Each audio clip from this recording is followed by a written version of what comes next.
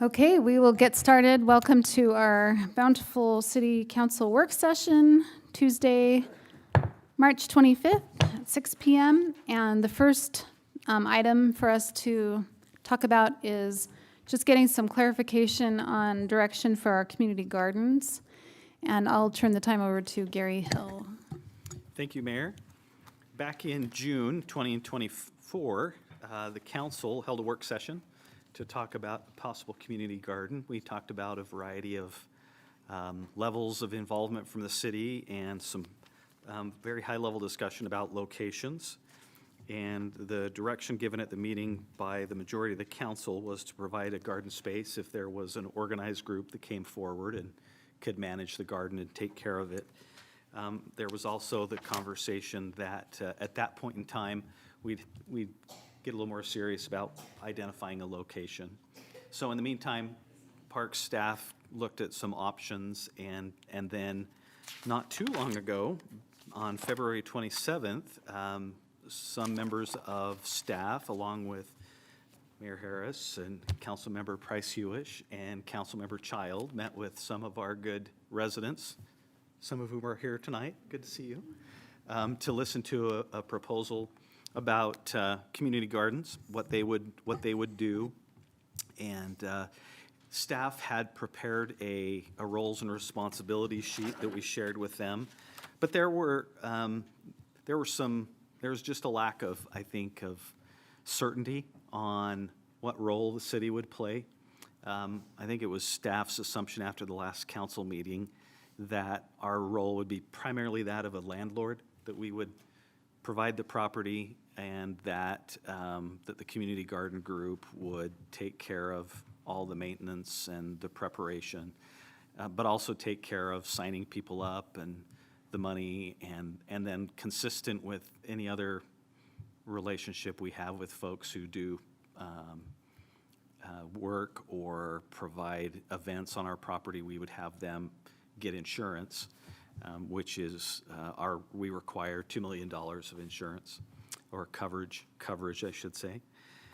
And so we had a good conversation about that. I think both the city and the garden folks decided that the best location to do something would be at the cemetery property.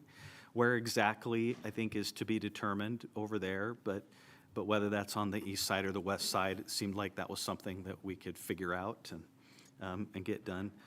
The big discussion really, though, and the reason we're back tonight has to do with really the clarity on roles, whether or not the city is going to require them to get insurance, or if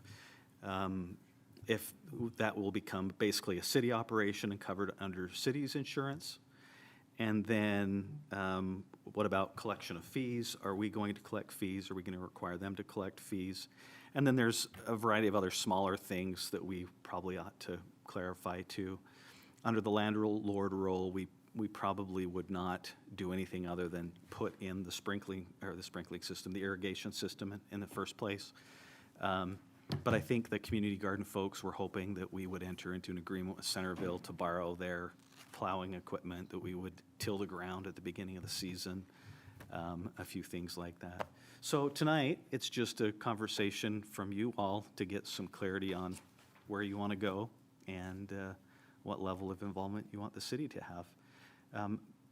There are more details, but the analysis is kind of in the staff report about what it would look like if the insurance was to be carried by the city.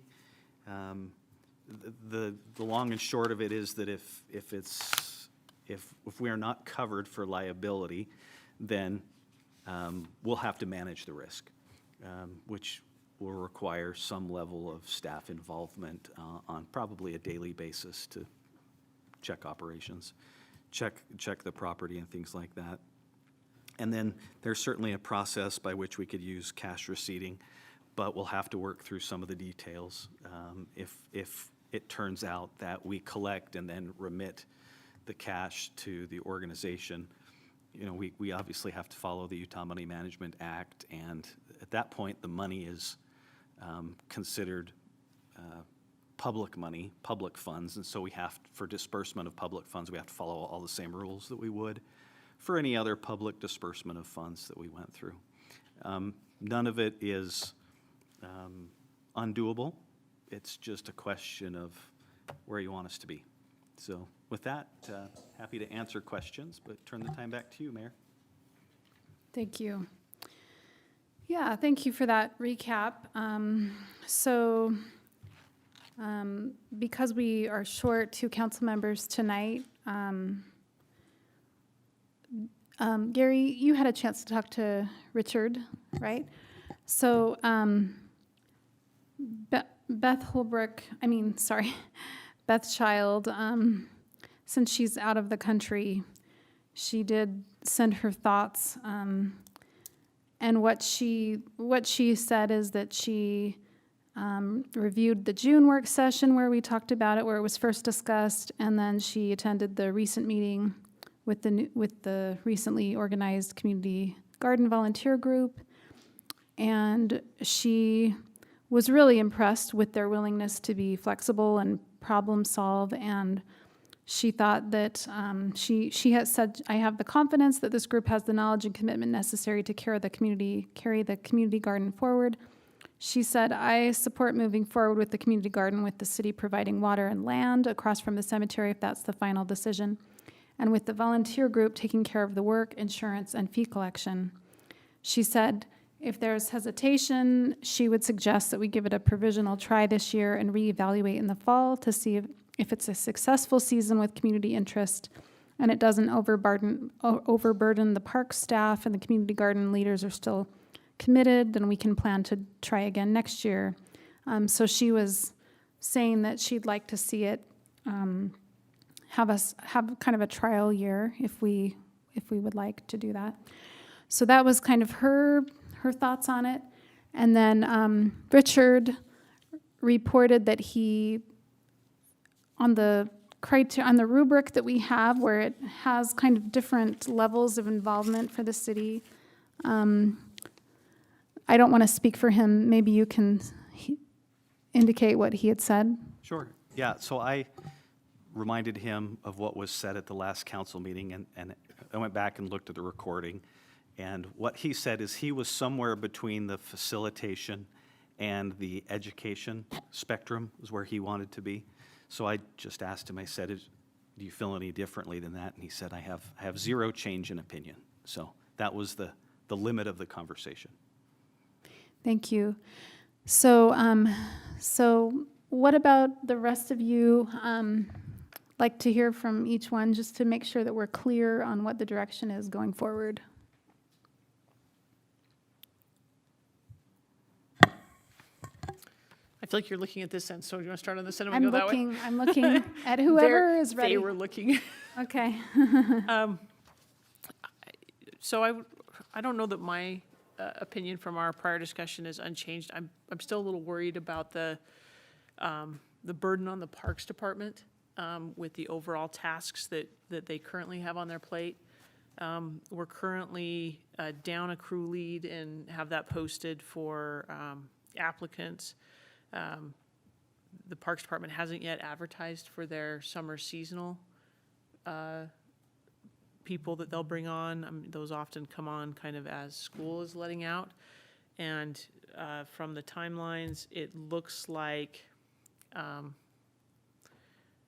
some of the efforts, the tilling, the irrigation, things like that, would need to happen before those summer seasonals are hired and before the Parks Department is kind of what I think of as fully staffed. And so I'm nervous that we've tasked them with a lot of things with our current plate of things on the Parks Department agenda, and we still haven't yet finished the tree plan and policy that we had taken a vote to adopt before this came up. And so I feel like we need to kind of stay in that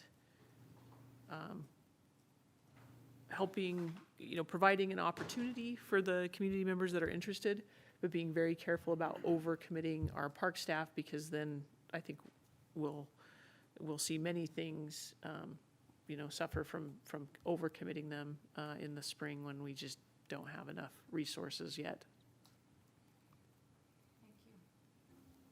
That makes sense. Mayor, if I may. Okay. I think that's a really important and legitimate concern. And so I appreciate you bringing that kind of out right out the gate, like that we don't want to do anything that is going to overburden our park staff. And the thing that I'm kind of most excited about in having attended the meeting with, and two of the leads for the community garden are here. We've got Lori Partridge and Joy Ames and Caitlin Reich. Am I saying her last name correctly?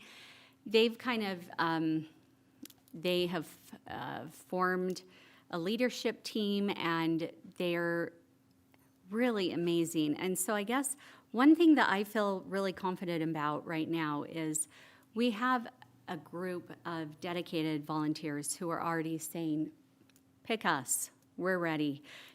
Put me in, coach. They are experienced. I'm just going to give a little bit of information about them. One of them, Joy, has started her own community garden group. Lori is a master gardener and teaches about gardening. And Caitlin works for the extension. So these are really, is that right? She does work for USU. And they're knowledgeable.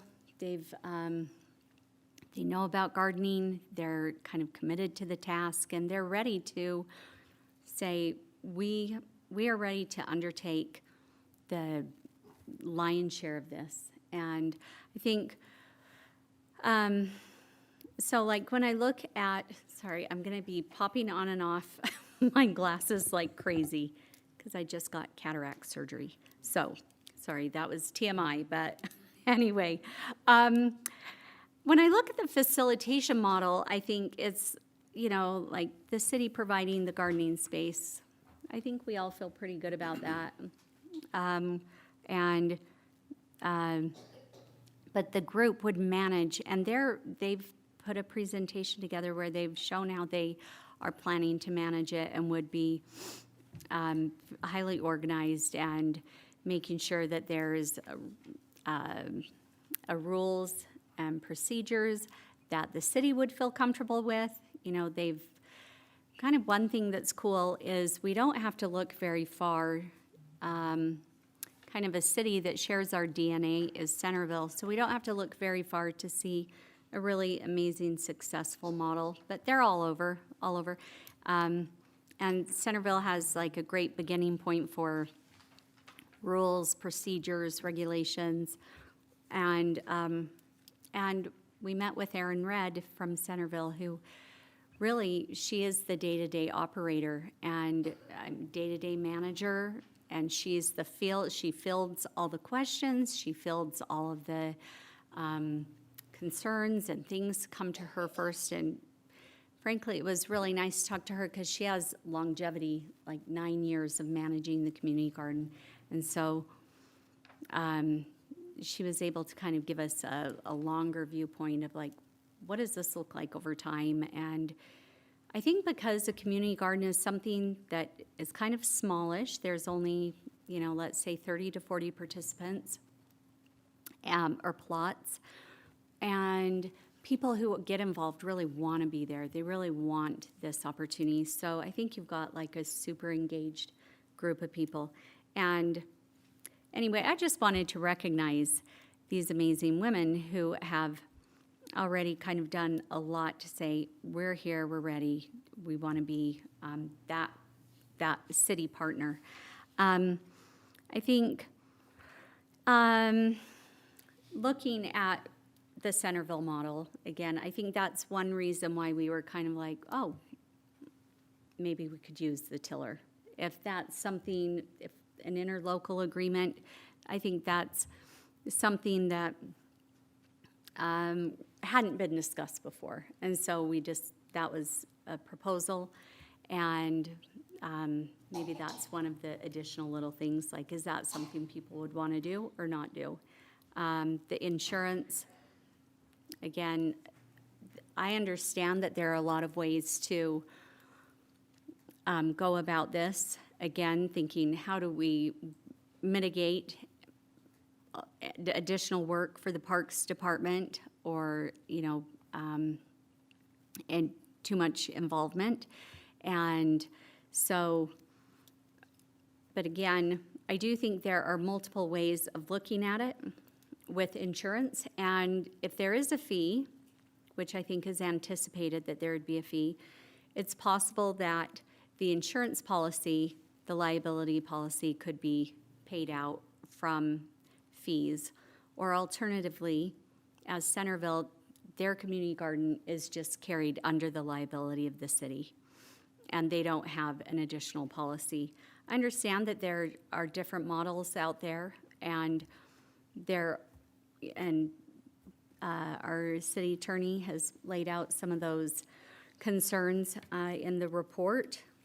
Sorry, let me just get to it here, where he said their overall liability risk is minimal, yet it does remain present. And so I think that's, but, so that's a question. I would not want this to be something that we get hung up on and the project dies. But I would also hope that it could be under the umbrella of our, liability insurance. But that would be, if that's something that everybody feels like that's just, we can't go there, that's going to have to be assumed by the group. I think that's something that the group could probably, factor in with fees and deal with. But I'm just wanting to acknowledge that there are different models out there of bringing it under the overall umbrella or not. And so what else did I really want to say? Oh, okay, so another thing we're talking about are fees. So fees, I really appreciated this in-depth explanation on the staff report. Thanks, Gary, for explaining what it would entail. And again, I think the idea of having fees paid to the city be that it's a lot smaller number of fees that would be collected by the city. There, 30 to 40 gardeners. There's not, a large number. It would be during a specified period of time when people would be paying those fees during this short window of time. So anyway, I think there are a lot of ways to skin this cat, so to speak. And again, I would advocate that we allow that we can collect fees, because I think that would add just to the ease of, and I understand it would be a little bit of work, and that's laid out here. Non-utility payments require some extra work for both the payee and the city entering information. But when I consider how many people there are, it's not that many. And I thought about document collection, and I think Matt may have brought this up when I was talking to him, that it might be possible just to put a hyperlink or for information to another website for the community garden where additional information can be gathered, the forms, the use agreements, and things like that. Anyway, and that's what I've seen done with Handcart and Joy Foundation and Rotary. So kind of with that, I am hoping that in any event we move forward, because one thing that we talked about in June was if a community group comes forward, they're organized, they look like they've done their homework, there is a group of people. It's not just these 3 individuals. There's a number of other people who are interested in community garden. And a lot of the work that I think they've laid out that they want to do, they're waiting to find out if there's going to be a green light, waiting to create or put out a Facebook page and say, okay, are you ready? Who's in? Who wants to be involved in this? So I think that was one thing that has been exciting to see. There is this group, they're ready, and I hope in any event we can move forward today. And I love Councilmember Child's suggestion of, maybe we look at this year as a pilot, and it is March 25th, but could pilot the program this year, look at it, reassess in the fall, and say, wow, what things went really great? How can we learn from this? How can we move forward? Or I'm just assuming there's going to be good outcomes, but maybe there will be some, there will definitely be lessons learned. So anyway, that's my 2 cents. I'm excited about this possibility. I love that the city and the group kind of come together and found this plot of land that seems like it's doable. The community garden roles and responsibilities that was presented at the meeting in February, a lot of these things have already happened, and there are a lot of things on here that I think are really, really generous and great on the city's part on the facilitation model, and I think this was crafted with that idea. Okay, so anyway, I hope we can move forward. I would be in support of covering it under the city's liability insurance, and I would hope that in any event we could collect the fees because it's not that many. And the expenses, when I went back over the presentation that the group had put together, the expenses would be, if there's not an interlocal agreement, would be probably renting a tiller, I would assume, and they would take care of that. There's been some talk about already compost and mulch being donated, and somebody who knows that connection is here tonight, and insurance. So the amount of expenses wouldn't be a huge number of disbursements. It would probably be 4 or 5 throughout the course of the year. So again, kind of thinking it's not overly cumbersome, I hope. Thanks for that. Yeah, I really appreciate everything you said, and I feel like the council is, when we talked about where our level of involvement is, whether it's more along the lines of education, facilitation, or operation, it seemed like before and still, the council pretty much falls into the facilitation column. And I know that in that column, it did say that the city would require the operator to obtain insurance and indemnify the city. So more of like a landlord role. But I'd like to hear from Councilwoman Bradshaw. Council Member Murray, and also if you have specific thoughts on these specific questions. I have a question, but I'll wait until Okay. after. Thank you. Yeah. I was being patient. I am in support of the facilitation responsibility. I do echo Councilwoman Bradshaw's concerns on the impact it has on the Parks Department. On the areas of insurance, I read into this. I don't know, Gary, if you can clarify, but I read into that PowerPoint that was shared that it seems like the garden insurance is part or rolled into the museum foundation. Because it's on museum property, it looks like they were able to incorporate that into a foundation. Yeah, and the museum is Centerville City, Yeah. so. And I don't think just because of the nature of where it's at, it'd be a hard stretch to say, roll that under the Bountiful Museum Foundation or something to cover the liability insurance in that area. Well, so I have some information on that maybe when you're done. No, go ahead, sure. So we talked, and Lori and Joy, I don't know if you've got any more information about independent insurance since our email, but I reached out. If that's a yes, great. If not, did you? You can come up and share it. Yeah. Because I did a little digging. If you too. don't mind, just because then if there's anyone listening online, then they can hear you through the mic. Yeah. Thanks. The information we received was that it would be between $500 and $700 a year. That's about what the Joy Foundation, I believe, in Rotary, what their policies cost. And, you know, just quick numbers, if we had 40 plots at $40 a piece, that'd be $1,600. That would more than cover that cost there.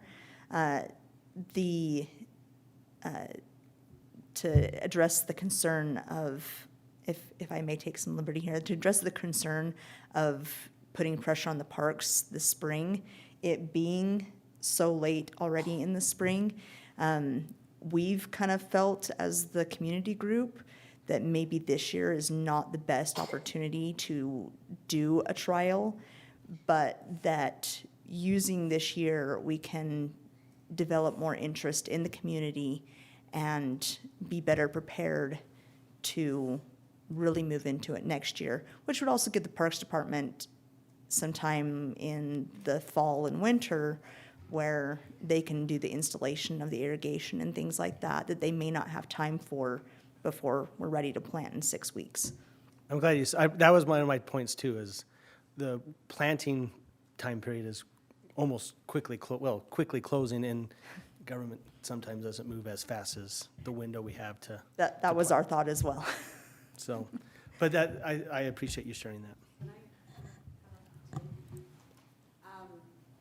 So I was able to get in touch with the city of Cinderville about the use of the tiller and just logistically how long it takes to till a half an acre, whether between cities, whether it's standard procedure or whether a lot of times equipment is shared between cities. And they were more than happy and said cities do that a lot, where they do share equipment, and he seemed very positive about that. He also said that for them to till Centerville's garden plot, it takes less than 2 hours. So we're not talking about a huge amount of time for the Parks Department to do this. And also, I think you're looking at a city that is very willing to share.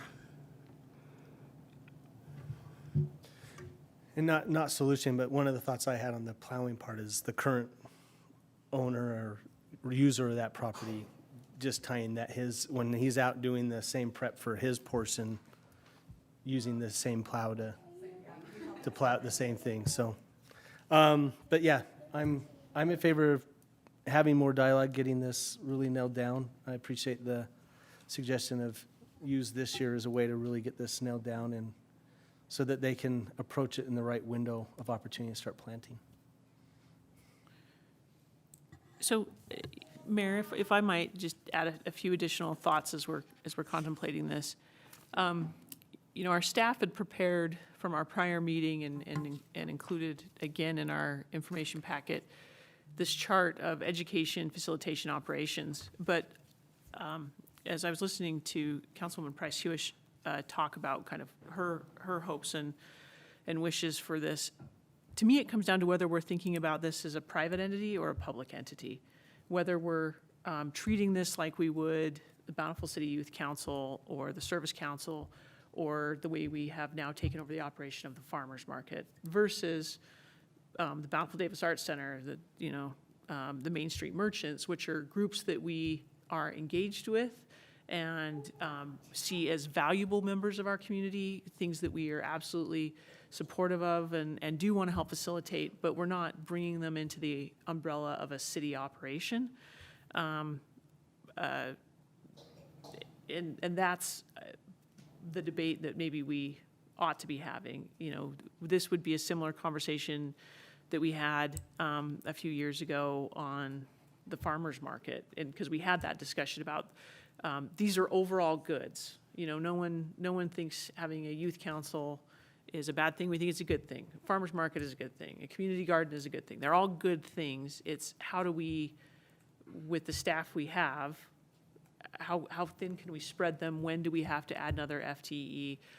When are we making this something that the residents view as an official part of Bountiful city government versus when is it something that a private group is doing that is seen as an overall community good? And I don't know that maybe we had that discussion in February, but it feels like perhaps that is where you would like to go, Councilwoman Price-Hewish, is moving it into being part of our public government entity. And if that's the case, then I think we have a much larger discussion to have, because it would involve not just insurance and, you know, would we collect fees, but is this becoming something that once we own it and maintain it, we've got to really consider it in budget cycles and those types of things. And, you know, having a private group of volunteers that want to step forward, which in a community, anyone that wants to step forward and do anything is really awesome to help the work of the city, and to help just the community in general. It's to be commended. We need doers. But whether we cross that bridge or whether it's let's give this a weather balloon and we can set aside a piece of land, we can ensure that you have a real sweetheart lease with some assistance, similar to what we might provide the Arts Center, similar to what we might provide the ways we facilitate Main Street merchants or the Joy Foundation, or any of those things, but we're stopping short of that just because of the what it means to truly become a division of the city. I think that's a really good description of kind of what we need to get at here. And I think that's why the rubric is helpful, because we're talking about not just this one activity, we're talking about the philosophies, right? And that's why there's kind of a division between education, facilitation, and operation. Like, what is our role here? And it's kind of easy to, we want to be clear, right? So that there's not a question about what is our role. And so either, I don't know if the council feels prepared to say, this is where we want to come down on this. This is the, you know, facilitation model was where we were headed. And so, you know, there are some specific questions. Does the city require the operator to obtain their own insurance and collect their own payments?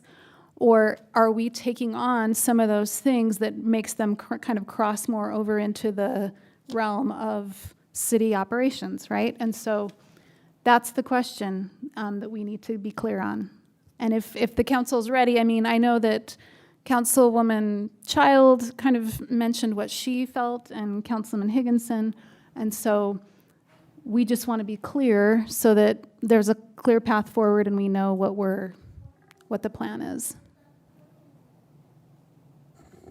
So, Mayor, I want to just respond. I'm not advocating that it become an operation of the city, and I think that's why I'm so excited about this group, because they're not even advocating for that. And frankly, like some of this information that you all have presented tonight, like, let's get this, if possible, approved, move forward, and then plan for a real bang-out year in 2026. I think that makes a lot of sense. And I think I really, I mean, it's just like a little love letter to Bountiful, what you were kind of mentioning, Councilmember Bradshaw, with the BDAC and the Historical Society and those things that really are like a public-private partnership where we're providing land, we're kind of giving these general, kind of more broad strokes of support, like our mention in the facilitation. And I actually am in favor of the facilitation model. I was just wanting to know if we could talk about the insurance piece. I understand what it sounds like is nobody is wanting to go there.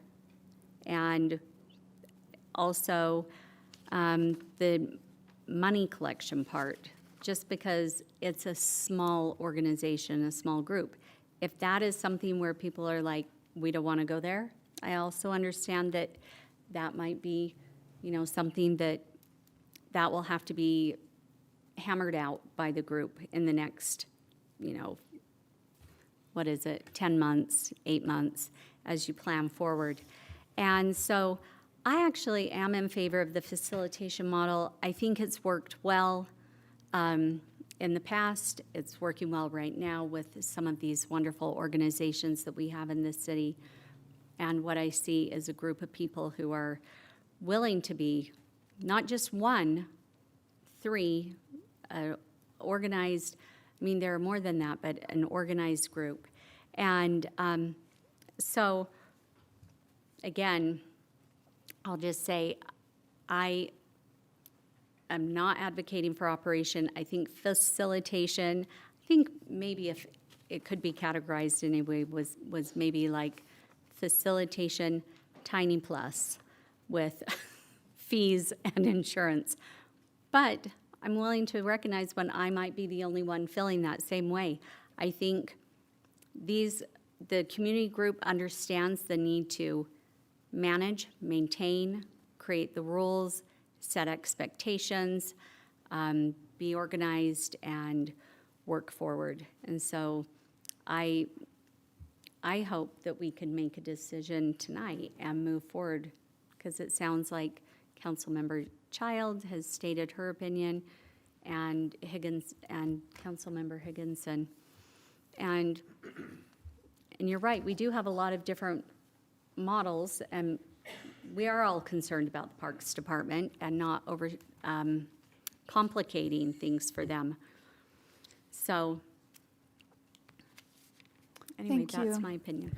Yeah, that's great. Thank you. Do you have more No, specific I'm thoughts? good to move forward with the idea around facilitation part. I think there's some thing we bought some time to make sure we get this right. I think it's good to establish some consistency on any group or organization that uses our city property to make sure that there are clear roles and responsibilities, and if needed, fees to the city to help cover the costs of what the city covers, as part of that, whether it's baseball fields or the garden or property next door. Thanks. Anything else from you? No, I look forward to seeing what the group does. I mean, I think clearly it's a group that knows how to grow things. So let's see if they can grow this into something where different discussions are warranted once we see what happens. I mean, we've had a variety of different groups. I think of our Veterans Park, right? That was a private group who self-fundraised an amazing park. It is a gem to maintain, though. Like, all of those have trade-offs. And so I think let's see, there's lots of great tools from Google Forms and Venmo and ways in which on a shoestring you can grow something awesome. And then if it grows into something awesome, then we can have that discussion about whether it grows in a way similar to the way Centerville's garden has grown, or some other, community model that stays in that public-private partnership. But Okay. So what I'm hearing is that the majority of the council wants to stay in the facilitation realm for a community garden. Okay. Do you have any other questions to make sure we're clear? So that's facilitation, not facilitation plus, right? So in other words, what I'm hearing is we won't collect fees, that the gardeners will be required to get insurance, and complaints and management will all go to the gardeners. So if somebody calls the city, says, I don't like how so-and-so's encroaching on my plot, we'll say, here's the phone number for, we won't give you Lori's. Lori, you'll get to decide maybe that, well, Caitlin's not here, so it goes to her, right? Anyway, that's what I'm hearing. yeah, I So think could that's I right. just clarify then? just for the sake of the group, on page 7 of the packet, this was something that was drawn up by city staff on pages 7 and 8. So is it safe to say then, at this point, the gardening group can move forward with confidence on these proposed roles and responsibilities with a plan to launch this garden in 2026? Yeah, I would say so. Is there anything on this document that outlines the roles and responsibilities that we are not comfortable with as representatives of the city? I feel like this is in line with the facilitation model, and so I think that this is something that the group can go by. Does that seem true? Yep, I think just one last question, and that would be, for example, not for example, specifically, water, who's going to pay for the water? Was it the intention that the city would pay for the water? We'll be putting in the system and have to get a meter on it and those things, so. I would propose that the city pay for the water as part of its roles and responsibilities. I don't know if it's possible for anybody to say what they think that amount would be.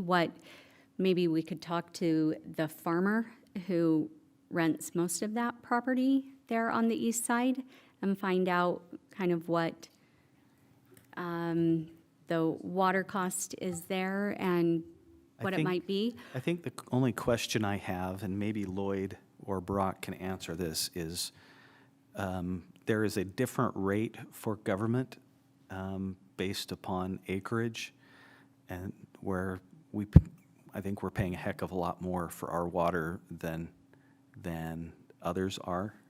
That changed recently, right? 2 years ago. So I don't know what that looks like, but chances are, if it's us, we'll have to pay a lot more for the water. But I don't know how much that is. We have some other properties we lease to community groups. So BDAC, Jeep Posse.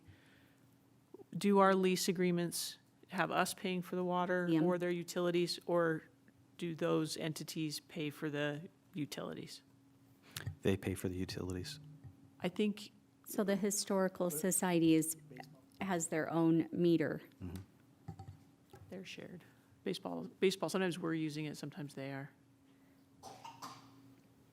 Do you know how, it would be maybe helpful to get more information, just even about the irrigation costs for the farmer who is currently, leases that larger part of the east part of the cemetery? Do you have any information on that? We can get in touch with Bountiful Irrigation and talk to them about the allotment for that property and how that billing cycle works. So, Also, because it's classified as agricultural, they'll pay a little different fee than we would. So it would require on the amount of use, but also under what structure, whether it's public use, government use, agricultural use. So we can come back with a little more information on that, and maybe that's just something we can handle offline with you all, rather than scheduling a whole nother meeting, but I think otherwise, I think that's the only remaining question that we have as staff, so. First, the rest of the council, mayor, I'm comfortable with the document on 7 and 8 as drafted. I'm comfortable if the group wants to use the remainder of 2025 as a building year to launch in whatever way they seem the most appropriate. I'm also comfortable if they want to use the outline on 7 and 8 to, if they think they can do something, a showcase small garden and can get some plants in time for the growing season this year, so they can use that to demonstrate to interested parties that this is what it would look like and this is where it would be. So if there's something they can pull off in 25, knowing that the time is short, with the facilitation model and the roles and responsibilities outlined, I'm also comfortable with something smaller for the 25 growing season. Okay, Great, we'll head that way. We'll head the direction of putting in the irrigation system. And we'll probably come back during the budget process, since we already have meeting schedules, to talk about the water fees. That seems a reasonable time and place. Could I ask just one more question? When we met in February, the gardening group had come with, plot maps and proposed plot maps in different places in the cemetery and even other locations in the city. And it was determined that the best location would be on the east side of the cemetery. Do you, on the staff side, have more information about where you think is the best location and where they could, is that something that, how quickly could they know, like, this is the plot that is going to be allotted to the community garden, is going to be in, these parameters in this spot on this space? So we haven't talked any more since that February 27th meeting as staff, but I'm sure we could figure that out with them pretty quick. So, like within 2 weeks, I think we could decide on a location. And That would be great.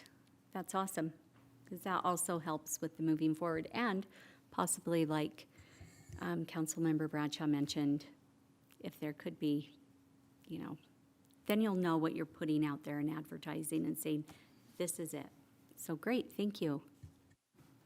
I really appreciate your efforts. It's really, I know Councilwoman Price Hewish is a huge champion of this, and it is exciting to think that our community could do this. And so thank you for being willing to look at this and consider taking it on. And I know that it would be beneficial in a lot of ways. So I appreciate your work, and hopefully it can be a good situation and a good scenario where the city's providing the land, and then we're able to make it into something great. So thank you so much. Okay, so we have just a few minutes. I think we can just talk for a few minutes, and then we'll have to circle back, but we can dig in a little bit to the... Absolutely, Mayor. Okay. We'll turn the time over to our planner, Francisco Astorga, for talking about the general plan. Thank you, Mayor and members of the City Council. If you could turn to page 12 of your packets, that's where we're going to focus on. We don't need to bring it up. These goals and actions have been thoroughly reviewed by council during the examination of each individual general plan element. We started this process on January 9th of 2024. The council has provided feedback and direction to ensure that the goals and actions align with the community's vision and strategic objectives. The purpose of our work session tonight is to provide everything in one cohesive, one document. And that's exactly what we have in front of us, in that the goals that we have were a result of the overall community vision statement, which then we drafted the guiding principles. That's what we took care of in January 2024, January 9th, 2024. We then moved on and provided all of the goals that council reviewed. And then as we reviewed each element, we provided these actions, which serve more like objectives.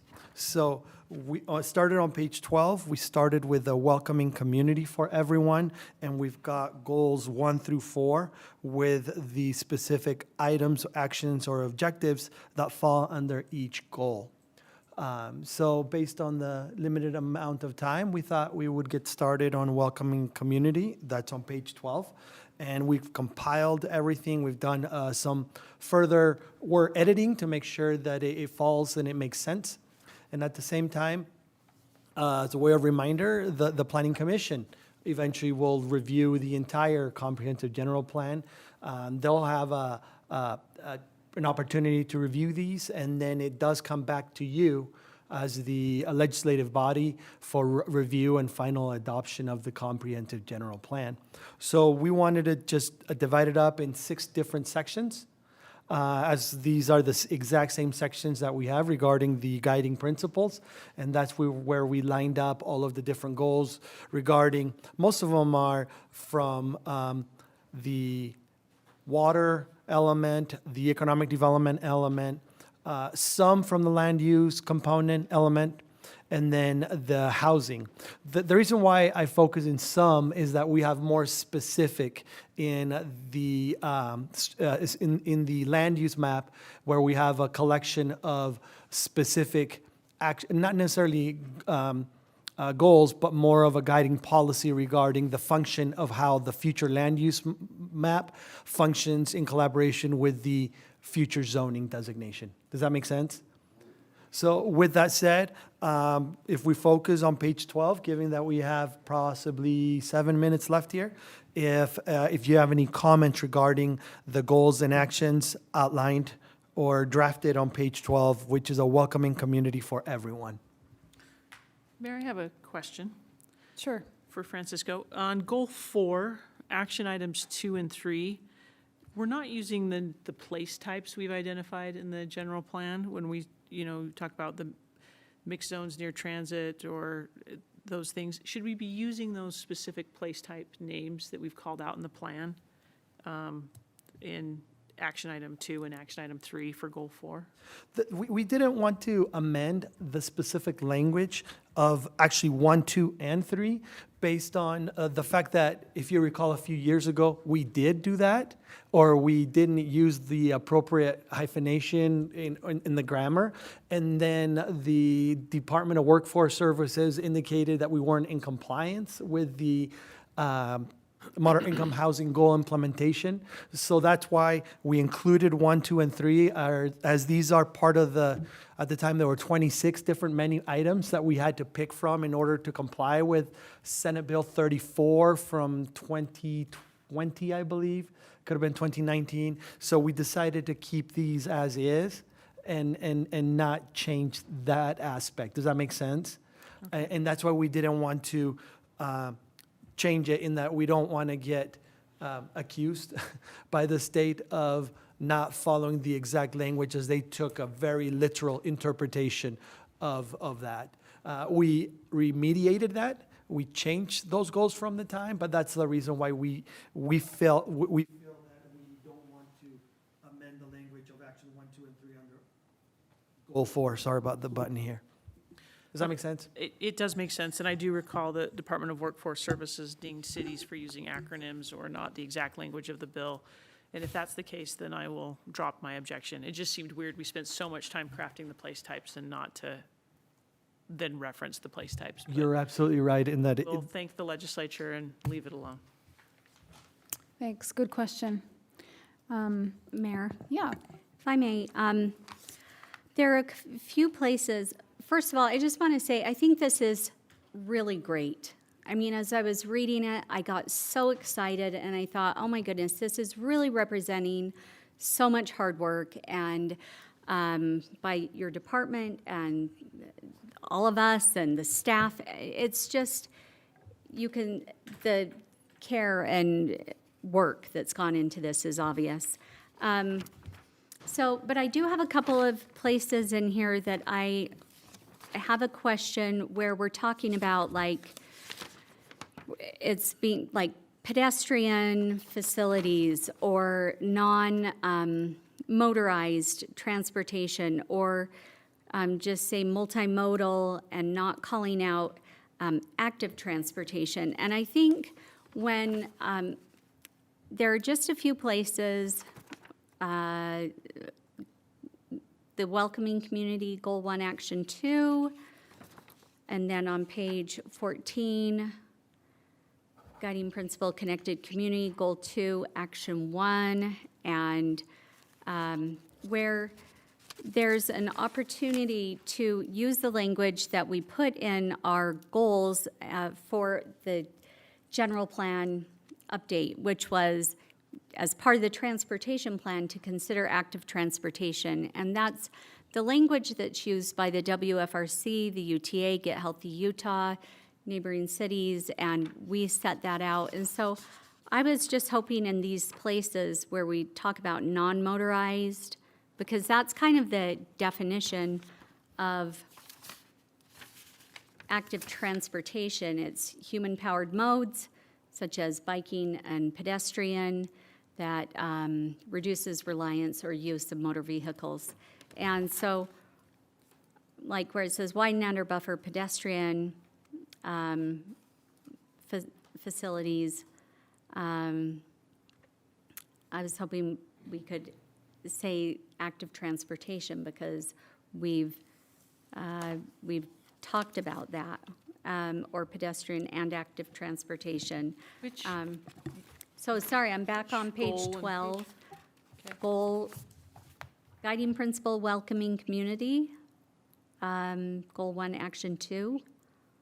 Widen and or buffer pedestrian facilities along high-traffic roads. And you want to change pedestrian facilities to what word? active transportation. Because what I didn't see anywhere in here was the use of active transportation. And it just seems like it's a term of art that we all know what it is. We've been using it in many discussions over the course of this process over the years. And like another one is connected community. Goal 2, action 1, work with neighboring municipalities and regional partners to identify non-motorized corridors. And I think we could just use active transportation. You know, Yours. I think your points are well taken. I think those are great ideas. Because we're running out of time now, I am so sorry, but I'm wondering if you can keep your notes. And we're just going to have to pick this up at a future meeting. But I think all those things are valid, that valid points. So, sorry, council, but I think that we will just pick this conversation up at a future work session. Does that sound okay, Francisco? It does. I just want to say that this is your good work. I may be driving the car, but you're telling me where to go. Thanks. Yeah, and great points and great discussion that we will have. So thank you so much. So we will just take a very brief break, and then we will come back for our regular city council meeting at 7 o'clock. Thanks.